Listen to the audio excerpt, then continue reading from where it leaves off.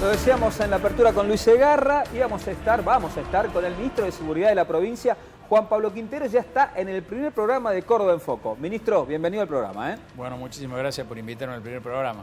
Es el debut que hacemos con usted y decíamos en la apertura con Lucho, viendo unas encuestas de Córdoba, donde a diferencia de lo que pasa en el resto del país, donde la inseguridad aparece entre las primeras 3 o 4 preocupaciones, en Córdoba está en el top 1, digamos así. ¿Qué lectura hacen ustedes de esa mirada que tiene Córdoba o los cordobeses sobre ese tema, la inseguridad? Sí, pero ¿en qué lugares aparece 3 o 4? ¿En qué provincia? En Buenos Aires no, en Cava no, en Santa Fe no, en Córdoba no, provincia del norte puede ser, provincia del sur, en las principales provincias de Argentina figura el tope de la necesidad de la gente, la inseguridad, el reclamo de seguridad. Aparece hoy pero inflación. el tema es que, claro, Sí, en lo que Córdoba pasa, figura muy por encima de la media nacional. Lo que pasa que empiezan a aparecer otros indicadores que también tienen que ver con la seguridad, que me parece que es de lo que hay que hablar, que es la falta de trabajo, la falta de empleo y algunas otras cuestiones que empiezan a aparecer al tope en algunas regiones de Argentina. Sí, nosotros la tenemos con un alto nivel de reclamo, del reclamo de seguridad siempre está al tope, desde hace muchos años está al tope en la necesidad de la gente o en el reclamo de la gente, y nosotros venimos trabajando muy fuertemente sobre eso. Yo habitualmente no suelo hablar de las estadísticas porque las estadísticas con un hecho se desmoronan en 10 segundos, ¿no? Pero nosotros tenemos indicadores del primer cuatrimestre de este año 25 que son mejores en los homicidios, en los delitos prevenibles que lo que es 24 y 23. Pero sí notamos que la percepción de la gente, claramente lo marcan las encuestas, sigue estando muy arriba el tema de la inseguridad.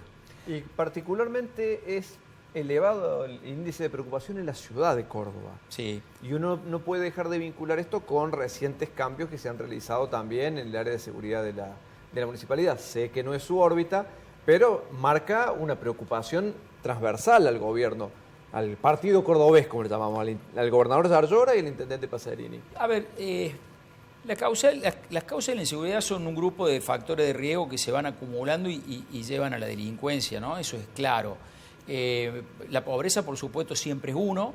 Los índices de pobreza argentina son preocupantes y alarmantes, pero yo jamás estigmatizo la pobreza. El ser pobre no lleva a nadie a ser delincuente, pero es un factor de riesgo importante. La exclusión es otro factor de riesgo importante. Y cuando hablo de exclusión digo, si nosotros tenemos más de 180.000, 190.000 personas que salieron del empleo en blanco, hay que pensar cuántas salieron del empleo no formal, del informal, y esa gente está totalmente excluida del sistema. El que trabaja en blanco y deja de trabajar en blanco queda excluido de un sistema.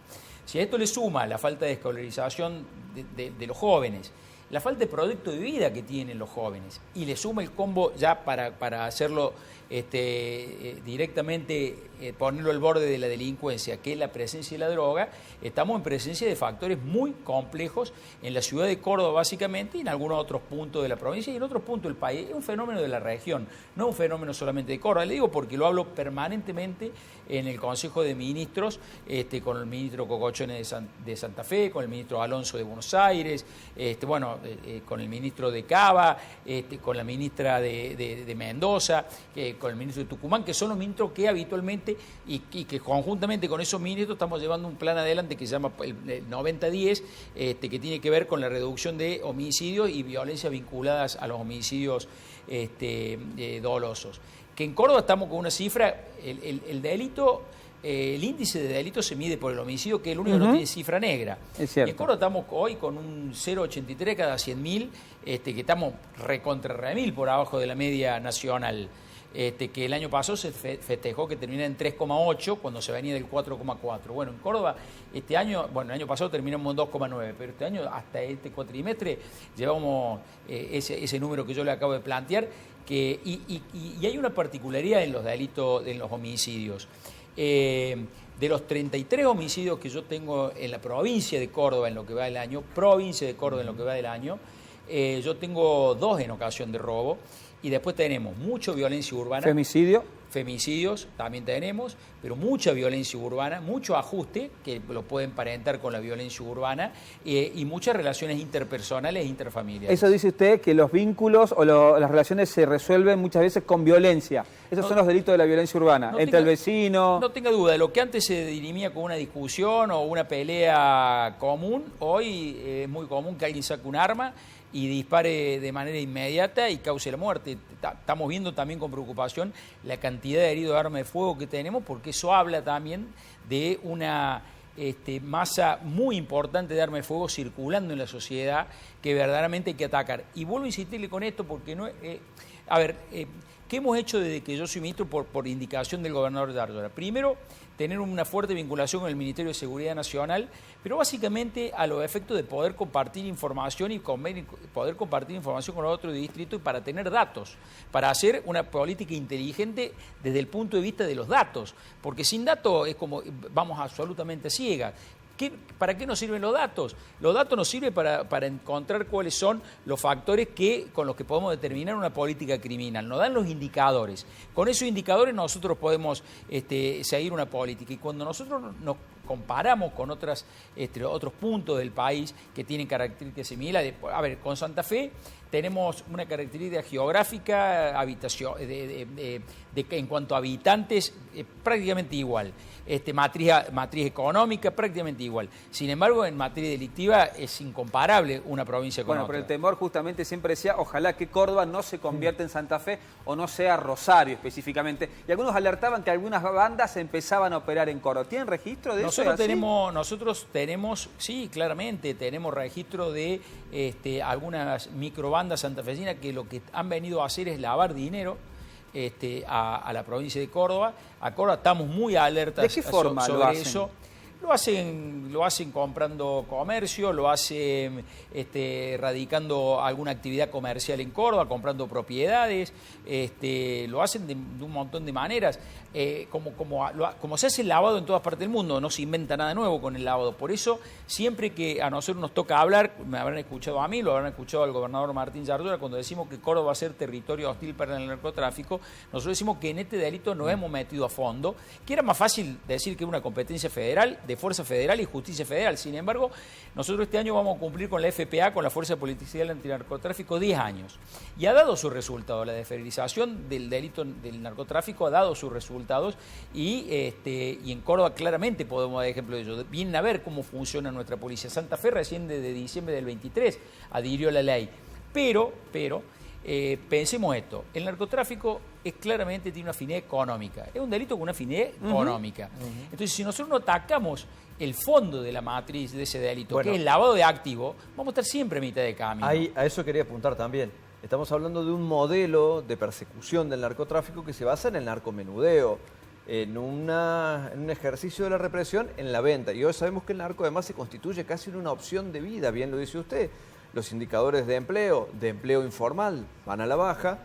El narco es mucho más que el combate al... Yo le voy a decir algo. Hace 2 años atrás, mejor dicho, en el 23, yo era candidato a intendente de Córdoba. Y yo recuerdo que era el único candidato a intendente que hablaba del narcotráfico, de cómo la municipalidad también tenía que involucrarse en la seguridad.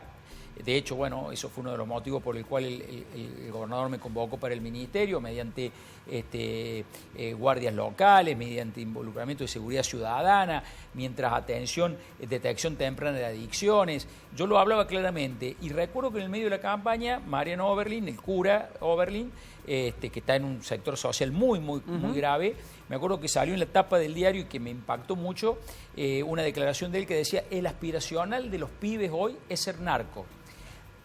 Y la verdad que me pegó fuerte porque no decía vender droga, decía el aspiracional de nuestro pibe es ser narco, es decir, copiar el estilo de vida de un narco, de un barrio, ¿no? Un auto lujoso, mujeres, relojes, vida ostentosa. Y la verdad que eso tiene que ser un llamado de atención para la política. Yo recuerdo que lo planteé y lo hablé con el gobernador. Y yo me acuerdo que cuando hablamos con el gobernador y me planteó ser ministro de Seguridad, le dije, bueno, ¿qué vamos a hacer? ¿Cuál es tu mirada sobre el narco, porque la mía ya estaba pública, sobre el narcotráfico. ¿Vamos a seguir diciendo que es un problema de la justicia federal y la fuerza federal, o realmente, más allá del narcomenudeo, cerramos un kiosco y nos abren 3? Estamos corriendo permanentemente detrás de los kioscos de venta de droga.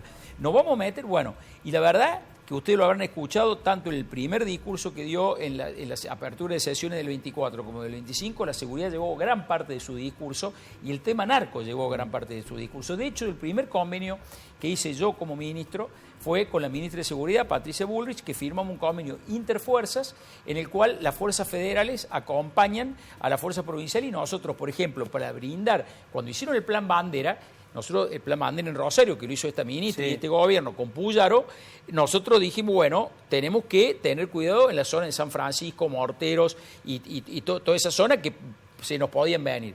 Y nosotros, a ver, yo no voy a hablar de blindaje porque es una palabra demasiado fuerte, ¿no? Porque blindar es muy difícil, pero nosotros tenemos muchos pasos entre Santa Fe y Córdoba que teníamos que claramente cuidar. Y estamos con operativos interfuerza de manera permanente, con el intendente de San Francisco, con Damián Bernarte, hablamos de manera continua. Mire lo que nos pasó en enero. En enero me llamó el intendente para decirme que ellos habían detectado en el Iturraspe muchos heridos de bala que venían de frontera y el barrio Acapulco, que también es el barrio más complejo que tiene calle de por medio San Francisco, son zonas muy conflictivas de Santa Fe. Y estábamos atendiendo en el hospital Iturraspe muchos heridos de bala. Casi todos se lo devolvimos vivos, menos un par que nuestros médicos no los pudieron salvar. Y cuando fuimos a la estadística, ellos llevaban 9 muertos, cuando nosotros en toda la provincia tenemos 7. Estoy hablando de enero, en ese momento. Me acuerdo que hablé con la ministra, hicimos un operativo muy fuerte, ingresamos con Policía Federal, con Gendarmería, y eso logramos aplacarlo. Pero esa zona es como que va y viene de acuerdo también a la presencia de las fuerzas federales. Usted decía recién de los chicos y este modelo de ser narco. Lo quiero invitar a ver un material que tenemos del juez Moravito, juez de Catamarca, que hace referencia a la baja de la imputabilidad, que es un tema también que ustedes los pusieron en agenda, hay un proyecto de diputados, pero queremos saber cuál es su posición al respecto. Mirá lo que a vos te decía, Lucho, esto, Moravito. En Fuerte y Claro es un juez con especialista en delito penal para la minoridad y que tiene claramente una mirada contraria al endurecimiento de penas para los menores. A ver. Primero que Argentina es uno de los países más crueles en materia de infancia, perdón que lo diga de manera tan cruda, pero tiene 5 condenas internacionales la República Argentina por haber vulnerado los derechos de niños, niñas y adolescentes, sino que además la República Argentina tiene estadísticas muy bajas. Vamos a tomar el delito más grave, la tasa de homicidios ¿sí? dolosos en la República Argentina ronda entre el 4,4 por ahí. Cuando nosotros tenemos una ley que garantiza derechos, no podemos dictar otra ley que avasalle esos derechos, sobre todo en colectivos vulnerables. Los niños, niñas y adolescentes son colectivos vulnerables. Hoy en la República Argentina 7 de cada 10 niños son pobres. La mayor población del país adolescente se nuclea en 3 provincias, Santa Fe, Córdoba y Buenos Aires, ¿no? Entonces, si vos tomas estos datos y ves que en el año 2022 solo el 1% en la provincia de Córdoba de los chicos tuvo algún contacto con la justicia de la cantidad de población, las estadísticas son muy bajas. El 1% ha cometido homicidios, no llega al 1% homicidios dolosos, que vamos a decir homicidios con intención, asesinatos con intención, y no la mayoría en materia de inseguridad, sino en contexto de disputas barriales, en peleas entre la calle, a la salida de los boliches.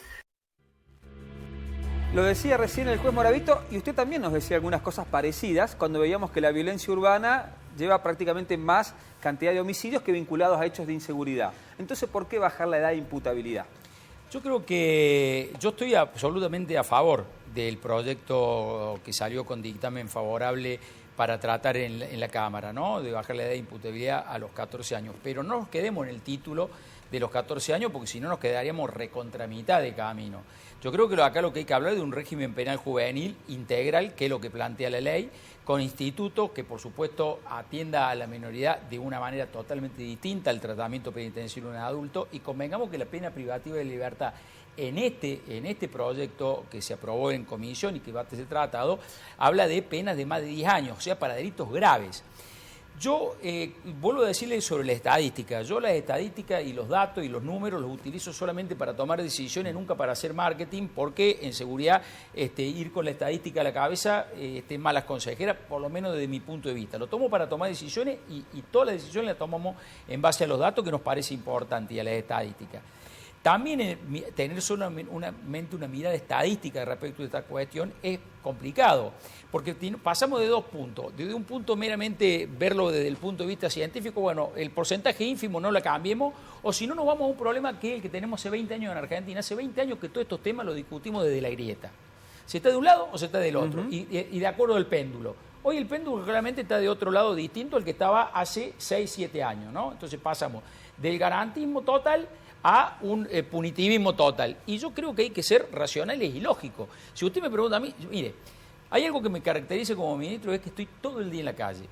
Usted me puede ver a las 4 de la mañana en un allanamiento, o a las 11 de la noche en un procedimiento, o a las 12 de la noche cuando termine el recital de los piojos, como pasó el sábado a la noche en el Kempe. Yo estoy todo el día con nuestra policía acompañándolo. Y yo veo lo que es el nivel de violencia que tienen los jóvenes. Hay barrios en los que nosotros, el accionar de la justicia, el Ministerio Público Fiscal, juntamente con la policía, ha metido presa a todos los mayores que delinquían en esa zona. Y quienes se han hecho cabecillas de esas bandas de delincuentes, que en zonas que son absolutamente marginales, son menores. Son menores. A ver, ¿quiere que le dé un caso? El famoso chico que apodaron el pistolero, sí. Más de 24 entradas en un año, y los jueces penales no daban ningún tipo de respuesta acerca de su tratamiento como menor. Entonces, que lo tiene que tratar la CENAF, que para mí era un tema de la justicia, claramente, de la justicia penal, juvenil, claramente. O el chico que mató a Sebastián Villarreal, sí, que está en libertad, y hace 10 días atrás quiso robarle la moto a una mujer policía. Entonces, esos casos que evidentemente son de una complejidad total, hay que tratarlo como de esa manera. A mí que tengan a ver, si hoy es el 1,4, el 1,8 o el 2,3, bueno, yo no quiero que el año que viene sea el 3, después el 5, después el 10, y cuando sea el 20 recién vayamos a verlo. Los temas hay que atacarlos en profundidad y de fondo, pero hay que mirarlo desde otro lado de la cuestión ideológica. Este tema lo tenemos que discutir. Estemos o no de acuerdo, ustedes pueden estar en contra, yo puedo estar a favor. Lo importante, ¿sabe qué es? Que lo discutamos, lo debatamos y veamos qué podemos hacer para una sociedad que está cada vez más violenta, en la que los jóvenes realmente cada vez delinquen más. Esto es un dato de la realidad. Esto no es un invento. ¿Se inician más jóvenes en el delito, ministro? Se inician más jóvenes en el delito y se inician más jóvenes en el consumo de drogas. Entonces, a ver, si yo voy a atacar solamente el delito y no voy a atacar las causas que lo llevan al delito, esto es complicado. Por eso yo siempre digo, a ver, yo soy prudente con esto porque parece que me quisiera sacar el sallo, cosa que no voy a hacer nunca, porque yo pongo la cara. Pero digo, el que crea que la seguridad en Córdoba, en la provincia, en el país, se va a solucionar con más policía, más represión, más militarización, está equivocado. Bueno, pero el discurso de moda apunta a eso. Más policía, más represión, más militarización. Sí, pero yo no me guío por la moda, yo me guío por lo que veo y por lo que siento y por lo que estoy convencido. Yo de lo que estoy convencido de que el que crea que la policía vamos a solucionar el problema de seguridad no entiende nada.